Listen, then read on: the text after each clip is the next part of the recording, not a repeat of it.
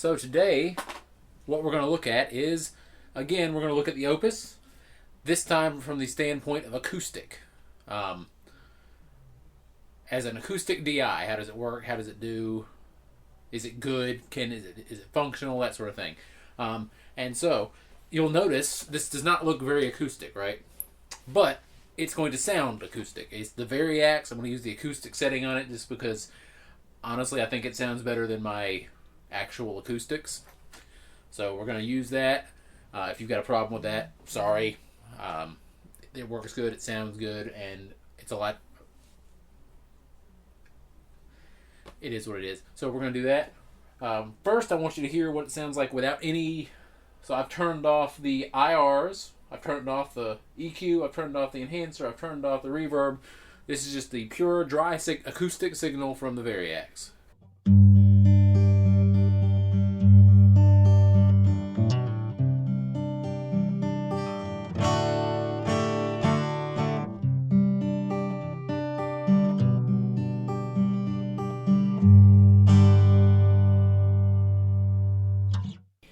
Now, that is usable to me. It sounds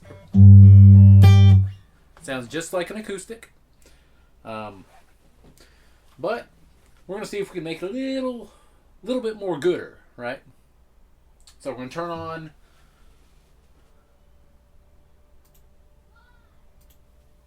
all our enhancers and stuff, the reverb and all that stuff. But before we go into the actual examples of what the IRs that come with this thing sound like, I want to look through the list here and tell you what types of acoustic IRs there are. There is one based on a Yamaha LL16. There is one based on a Taylor 814 CE Deluxe. There's one based on a Taylor 614 CE. One based on a Taylor 414 CE. One on a Taylor 317E, and one on a Taylor 114 CE. So there's a lot of different Taylors. They are very popular, so I guess that kind of makes sense. There is one based on a Takamine EF341 SC, so single cut Takamine. There's one based on a Takamine P6NC. There's one based on an Ovation Celebrity. There's one based on a Martin HD28. There's one based on a Martin GPC16. There's one based on a Martin D18. One on a Martin 000-17E. Another one based on a Taylor, this time the GS Mini. There's one based on a Guild D150CE. There's one based on a Gibson SJ200. One based on a Gibson J45, one based on a Gibson Hummingbird Standard, and there's one based on a Court. We may or may not go through all of those, but that's just the list, so y'all have got it available to you. So we're going to start off on the first one here. This is the Hummingbird. Let me grab a pick.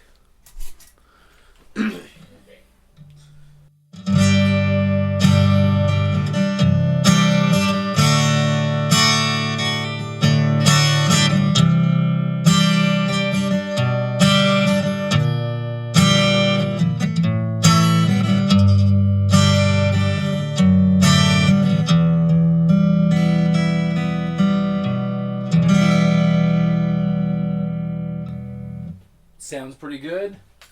All right. This one is based on the Taylor, the Mini, Taylor Mini.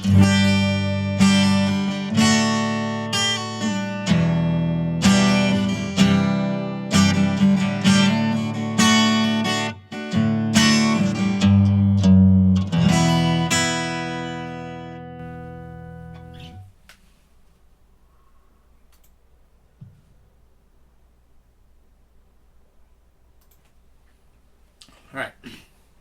This one is the Ovation.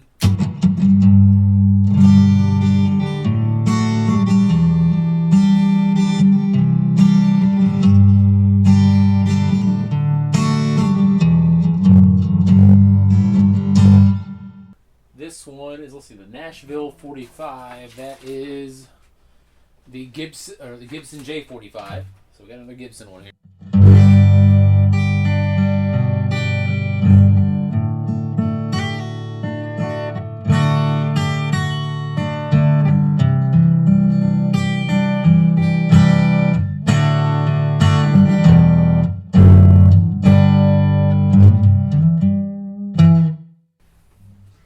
That's nice. Alright, this is one of the Takaminis.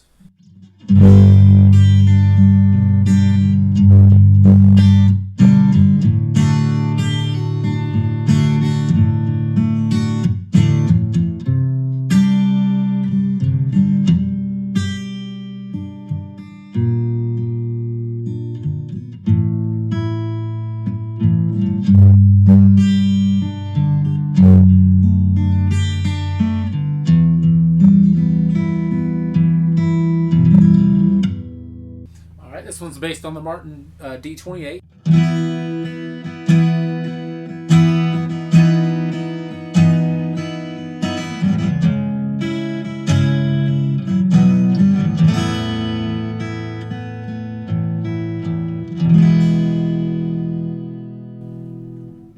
And it's definitely got that Martin like fullness to it. It sounds really good. All right, this one is the Guild D150.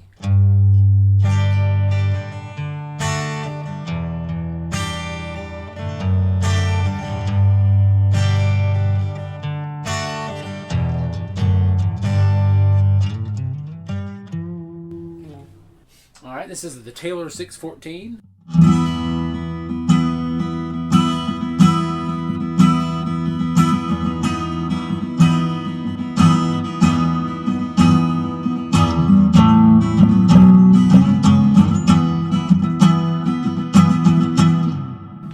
That sounds great.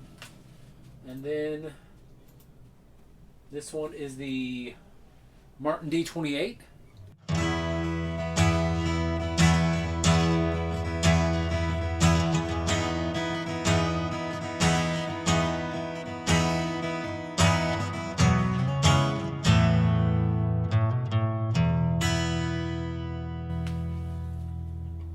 Alright, this one is the Yamaha.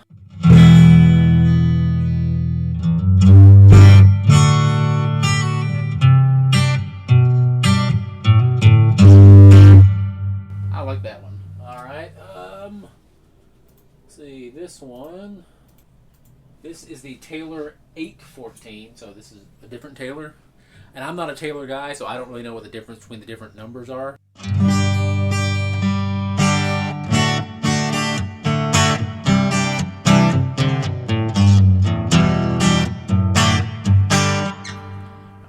It sounds like an acoustic. What can you say? Alright, and that is all of the presets that I've got in here. But we can go in and see some of the other IRs in here. We got we haven't looked at.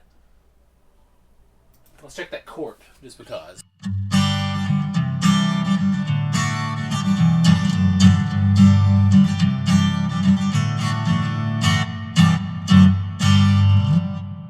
Fine. Alright. That's all well and good. But what's really cool is because of the way this works with the dual IRs that you can load in, you can actually blend two different acoustic sounds together. Which is where the real magic, I guess would be my word for it, hits. So this one here is the Taylor 614 and the Martin 28 blended together.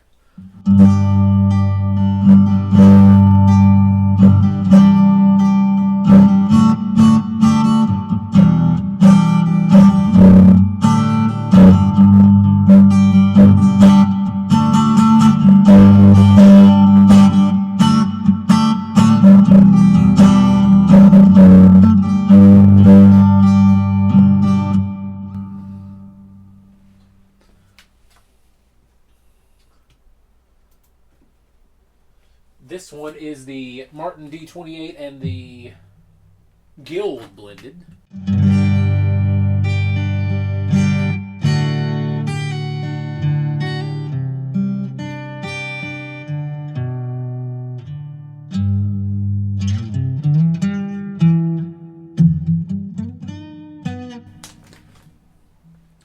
it sounds great. So, how does this work as an acoustic DI? If you had just this and you were playing acoustic and you needed a good sound, does it do the thing? Absolutely. It has, an EQ, so you can use it. You could use that as a notch filter if you needed to, especially if you went to the custom where you can parametric EQ each band. You've got your enhancer, which just makes it sound better, and then you've got your reverb, and there's good sounding reverbs.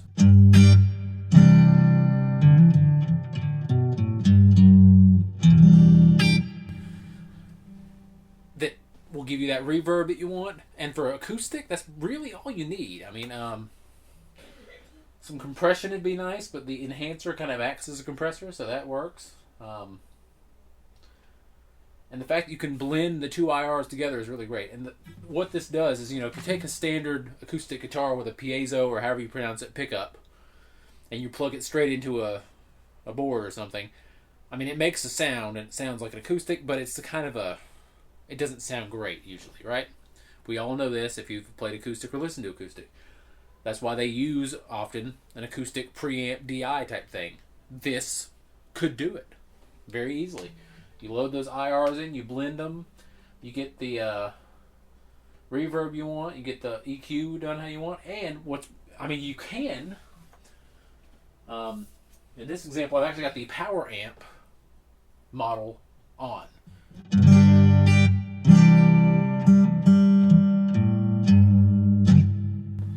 So it gives it a little bit of that tube sort of warmth to it. It sounds pretty good, I think. I wouldn't turn the preamp on, because even the cleanest preamp is going to not sound great with an acoustic, but it's there if you want it. You could, now, quick plug for the Variax in case you haven't played around with one. They're a lot of fun. I'll do a full video on the Variax itself at some point, but this is, let's turn off these real quick. Hold on. Alright, so I've turned off the IRs on the Opus real quick just so you can hear the Variax. Again, that's the bass sound, but check this out. That is set up with the G string having doubled. So it's like a 7 string with 2 G strings.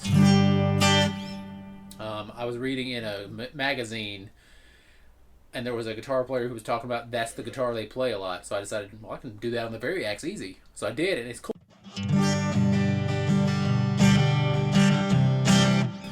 A little bit of that 12-string sort of jangle without the 12-string thing, if that makes any sense. But here, this is a parlor guitar.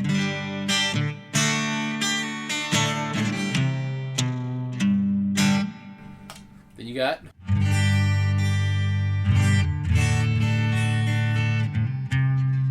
this is really fun. I mentioned 12-string.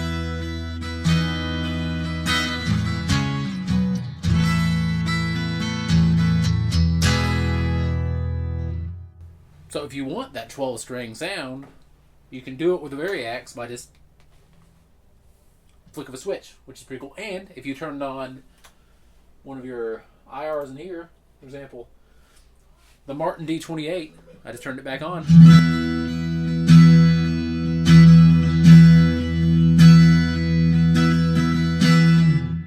And you've got a Martin D28 12-string. How cool is that?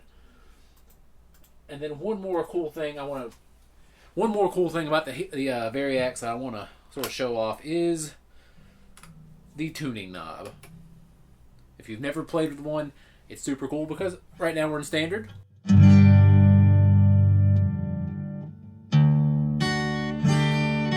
Drop D, flick of a switch. How about Dadgad?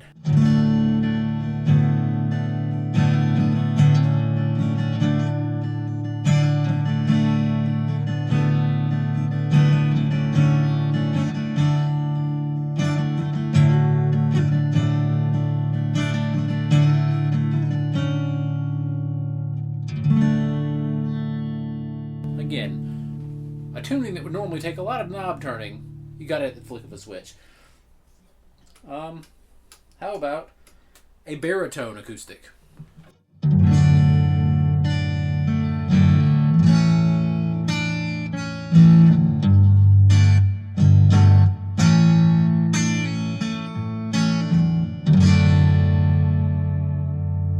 acoustic with a whammy bar. There's lots of cool stuff you can do with it, and then it also has resonator sounds.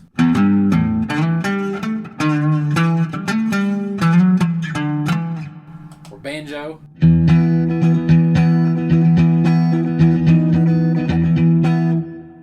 Another resonator.